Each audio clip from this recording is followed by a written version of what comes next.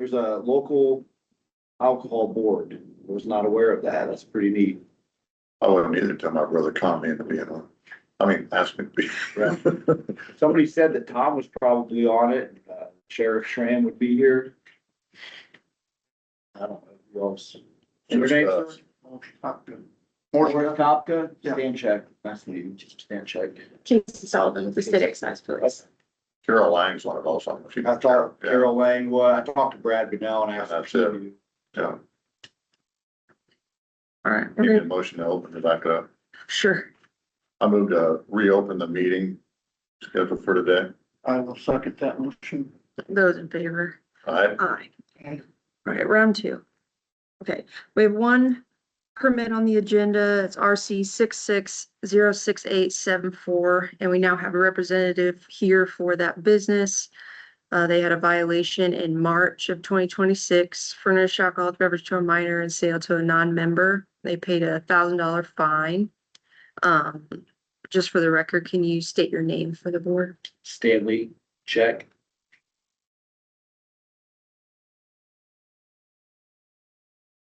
And then can you just kind of explain what happened and then, what you've done to rectify the situation to ensure us that it won't happen? Absolutely. So in March, one of our newest bartenders, Stephanie De Los Santos, was opening the bar.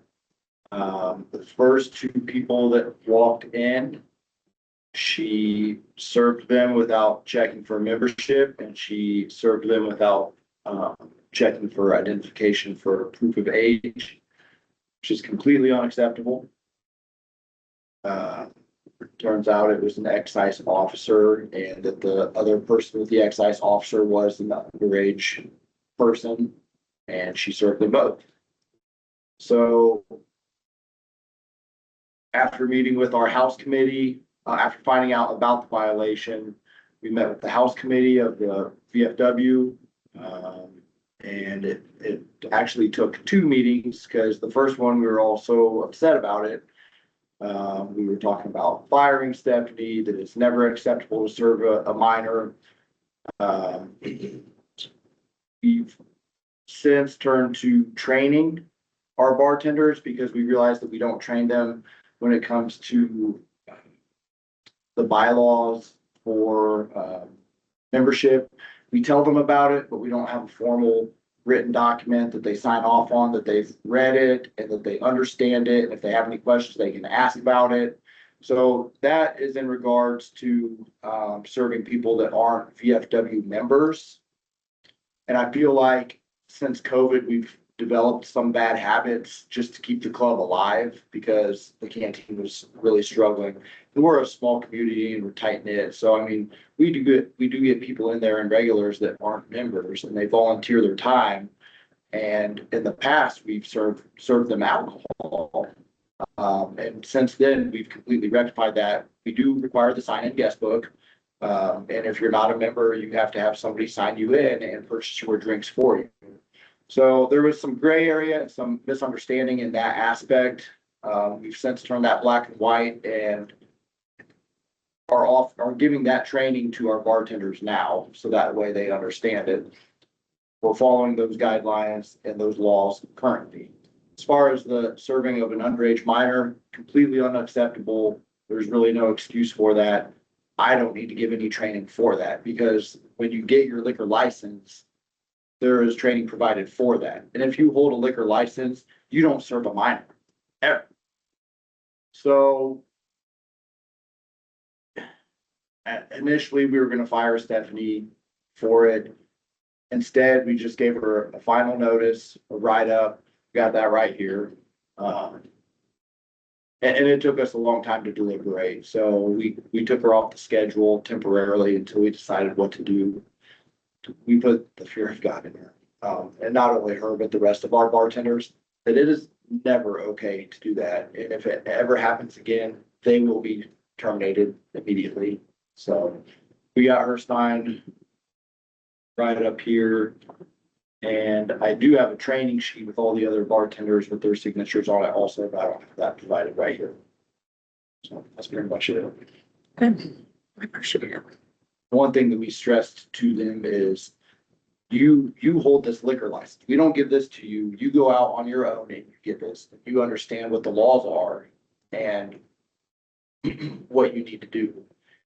It doesn't matter if you're serving alcohol at the VFW or the Copacabana, the Indianapolis 500, you check the ID. If they look under the age of 26, you're checking their ID. So now at the VFW, if they look under the age of 40, they check the ID. And people don't care if they get their IDs checked. I mean, that was one thing that a bartender brought up. Well, I just feel embarrassed.